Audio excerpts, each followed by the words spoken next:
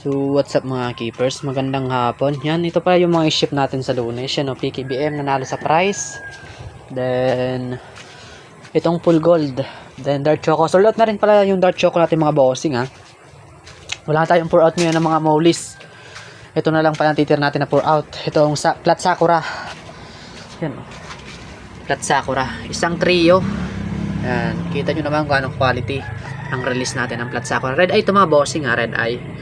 Kaya yung mga gusto dyan mag-avail, magpasabay sa Lunes, PM niya ako mga bossing, ito na lang yung available natin na sakura. Yan o, mga short body na. Ito kasi ayaw nyo naman ito eh, kaya keep ko na lang itong marble natin na sobrang laki. Ito wala tayong pour out ng red eye.